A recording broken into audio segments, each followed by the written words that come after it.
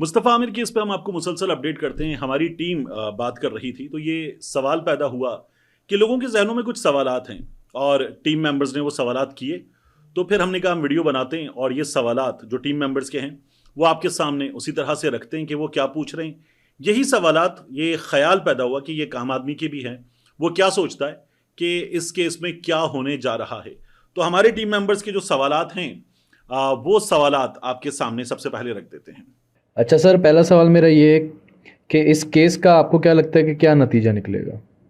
अच्छा, ये जो सवाल है आपका कि इस केस का क्या नतीजा निकलेगा, देखिए, जाहिर है कि किसी भी चीज़ में क्या होगा अल्लाह रब्बुल इज़्ज़त को पता है, लेकिन हमारे सामने हमारे मुल्क में निज़ाम इंसाफ में जो चीज़ें जिस तरह से होती हैं उनकी बुनियाद पर शायद प्रिडिक्ट किया जा सकता है। तो मुझे ये लगता है कि ज़रा वक्त लगेगा, ज़्यादा वक्त अरमगान के मामले में ज़रा ज़्यादा वक्त लगेगा, लेकिन अरमगान का भी कुछ खास बिगड़ नहीं पाएगा।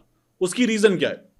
अरमगान जैसों को, जिनके पास पैसा हो, ताकत हो, उनके करीबी रिश्तेदार बहुत बड़े बड़े ओहदों पर मौजूद हों, उनके बाप के पास अमरीकी शहरियत हो, इस तरह की चीज़ें हों, ऐसा प्रोफाइल सामने आ रहा हो, तो क्या अगर उसे कुछ हो जाए तो यकीन जानिए मेरा आपका इस सिस्टम पर से, पैसे की ताकत पर से, अमरीकी शहरियत के पीछे मौजूद चीज़ें, ये रिश्तेदारियां, इन सब पर से ईमान नहीं उठ जाएगा हमारा।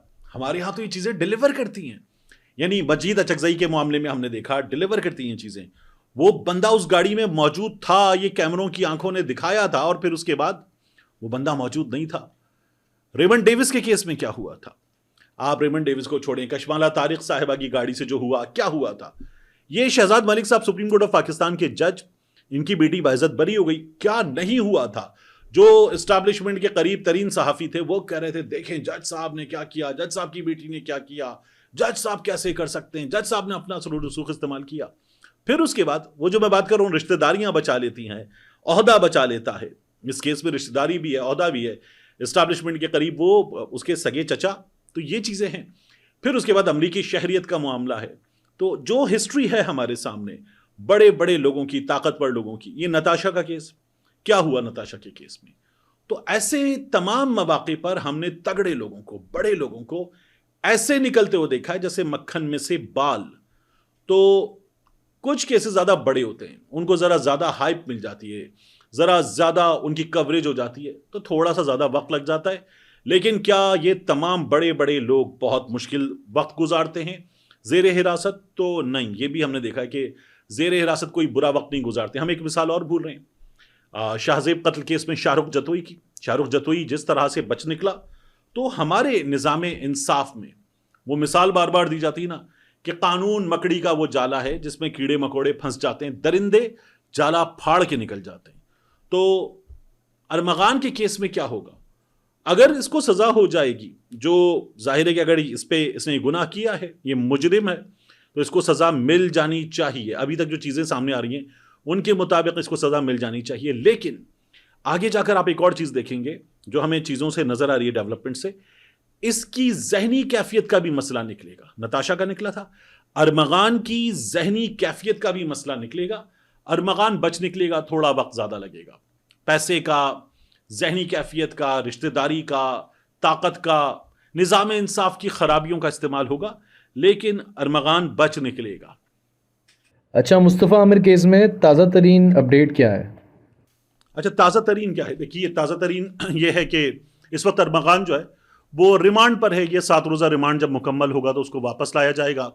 इस रिमांड में जाहिर है कि पुलिस सोर्सेज ही मीडिया के लोगों को खबर देते हैं, सहाफ़ियों के पास खबरें आती हैं, वो खबरें आती रहेंगी। साजिद हसन के बेटे साहिर हसन से जो चीज़ें सामने आई हैं उनमें एक अदाकारा का, एक आध बड़ी शख्सियत का, सियासतदानों के बेटों का, इंडस्ट्रियलिस्ट के बेटे का, इन लोगों का मुनशियात इस्तेमाल करना, तगड़े लोगों का मुनशियात इस्तेमाल करना, ख़रीदना, ये सब कुछ साबित हो रहा है। सरकारी अफसरान भागे हुए हैं और उनके पीछे ये जो दावा हो रहा है ना, उनके पीछे बड़े बड़े लोग लगे हुए हैं कि उनको गिरफ्तार किया जाए। ये कोई ख़ास कार्रवाई नहीं हो रही, रस्मी सी कार्रवाई है। अब क्या निकलेगा? जब अरमगान को एक बार फिर लेकर आएंगे अदालत, तो हमारे सामने रिमांड रिपोर्ट आएगी, पता चलेगा कि क्या हुआ है। लेकिन अब तक की तफ्तीश में ये जो बहुत बड़े दावे होते हैं कि ये चीज़ें पता चल गई हैं, दहशत गर्दों की माली मुआवनत का शक भी है, न जाने क्या कुछ है, वो आपके सामने आएगा तो आपको पता चलेगा कि ابھی ارمغان کا معاملہ مزید ریمانڈ کی طرف جائے گا, پھر مزید گرفتاریاں ہوں گی پرانے کیسز میں. جب وہ گرفتاریاں ہوں گی تو ارمغان کا کیس اسپیشل بنے گا, ریمانڈ زیادہ ہوگا, جیل جانے سے بچے گا اور عدالت کے سامنے آتا رہے گا. ابھی تک کچھ انکشافات ہوئے ہیں, مزید کچھ انکشافات ہوں گے. ایونچولی آئی سی ہم گوئنگ فری. تو یہ تازہ ترین اپڈیٹ ہے اس کے کیس میں. اچھا, ایک سوال یہ بھی تھا کہ ساجد حسن کے بیٹے کا کیا بنے گا؟ ساجد حسن کے بیٹے کا کیا بنے گا؟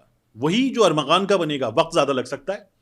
آپ کو یاد ہے سارم بنی صاحب گرفتار ہوئے, سارم بنی صاحب بیہائنڈ دا بارز ہیں, معاملہ چل رہا ہے, اب ہائی لائٹ میں بھی نہیں ہے. سارم بنی صاحب کا معاملہ تقریباً دب گیا ہے, پیشیاں ہوتی ہیں, کیا ہوتا ہے کیا نہیں ہو رہا, جو تفتیش ہے, بچیاں ہیں, بیچا گیا سب کچھ.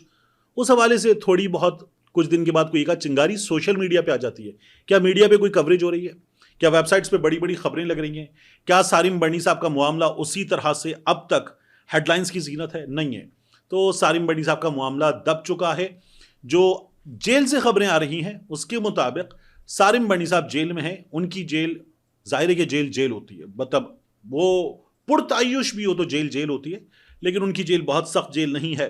ساجد حسن کے بیٹے کے معاملے میں ظاہر ہے یہ کہاں منشیات بیچتا تھا, کون خریدتا تھا, بہت ساری چیزیں ہیں, بہت بڑے بڑے لوگوں کے نام ہیں. تو اس کو بھی کچھ وقت لگے گا, لیکن یہ بھی باہر نکل آئے گا. کچھ خاص ثابت نہیں ہو سکے گا. ساجد حسن صاحب تو شکوہ یہی کرتے ہیں کہ میرے بیٹے کو کچھ بھی ثابت ہونے سے پہلے مجرم بنا دیا گیا ہے, وہ ملزم ہے. جب تک کچھ ثابت نہیں ہو جاتا وہ گلٹی نہیں ہے, انوسنٹ ہے. یہ ساجد حسن صاحب کہہ رہے ہیں اپنے بیٹے کے حوالے سے. مجھے لگتا ہے کہ یہ تو باقیوں سے پہلے اس معاملے میں ان کی گلو خلاصی ہو جائے گی. زیادہ پرابلم ان کو تو نہیں ہوگی. اچھا سر, آخری سوال آپ سے یہ کہ یہ کامران قریشی کیا چیز ہے؟ کامران قریشی کیا چیز ہے؟ کامران قریشی کیا چیز ہے؟ اگر آپ کو اس کو دیکھ رہے ہیں تو وہ آپ دیکھیے کہ ان کی چیزیں ہمارے سامنے کیا رہی ہیں. یعنی ایک شخص ہے جس کا بیٹا اس وقت اتنے خوفناک مقدمات میں, قتل کا مقدمہ اس پر ہے, انسانی لاش کی بے حرمتی کا مقدمہ اس پر ہے, پولیس پر حملے کا مقدمہ اس پر ہے, منی لانڈرنگ کا, سائبر کرائم کا مقدمہ اس پر ہے, پرانے مقدمے اس کے کھل رہے ہیں, پولیس پر حملے کا مقدمہ اس پر ہے. اور وہ شخص, اس کا باپ, وہ اطمینان سے نظر آتا ہے ہمیں. یعنی وہ عدالت کے باہر کھڑا ہو کے گنگناتا بھی ہے. پھر وہ جب انسداد دہشت گردی عدالت, یہ سینٹرل جیل کراچی, یہاں پر جب وہ پیش ہوتا ہے, گزر رہا ہے, تو وہ اپنی شرٹ کو گھما کے سر کے اوپر لا کے وہ اس کو کسی گھونگٹ کی طرح استعمال کرتا ہے. وہ بھی ہمیں کرتا ہوا نظر آتا ہے. ٹیلی ویژن پروگرام میں بیٹھا ہوا ہے اور وہ ویسے جملہ بولتا ہے کہ میں رمضان کے سارے روزے نہیں رکھوں گا. وہ یہ بھی کرتا ہے. وہ جس طرح سے ہمیں نظر آ رہے ہیں نا, میں ایک چیز تو کہوں گا کہ ان حالات میں کوئی اور شخص ہوتا نا تو ہمیں اس کے چہرے پر ہوائیاں اڑی ہوئی نظر آتی ہیں, پریشان ہوتا, میڈیا سے بھاگتا. کامران قریشی تو لڑ پڑا ہے, اس سسٹم سے لڑ پڑا ہے کہ میں اپنے بیٹے کے لیے اللہ کی طرف سے انویسٹیگیشن آفیسر بنا دیا گیا ہوں. تو وہ اس سسٹم سے لڑ پڑا ہے. تو ایک تو اس کے شاید اعصاب بہت مضبوط ہیں, یا آپ اسے ڈھیٹ کہہ لیں, جو بھی کہیں, لیکن وہ ایک تو لڑ پڑا ہے, یہ اس کی ایک عجیب و غریب صلاحیت ہے. پھر دوسرا, وہ اپنے آپ کو ایک کول ڈوڈ ظاہر کرنے کی کوشش کرتا ہے. یعنی ان مسائل میں اس کے لیے کوئی پرابلم ہی نہیں ہے. آپ کو متحدہ قومی موومنٹ کے چاہنے والوں کو برا لگ سکتا ہے, لیکن جس طرح الطاف بھائی نظر نہیں آتے, الطاف بھائی گانا بھی گاتے ہیں, ڈانس بھی کرتے ہیں, ایک پپی ادھر بھی کرتے ہیں, ایک پپی ادھر بھی کرتے ہیں, اور بڑے ہیپی گو لکی, بڑے بڑے مسائل ہوں, لیکن الطاف بھائی بڑے نارمل. اس شخص کے کیریکٹر میں بھی کچھ ایسی چیزیں نظر آتی ہیں. یعنی وہ بڑا جالی چل ڈوڈ, وہ کول والا بندہ.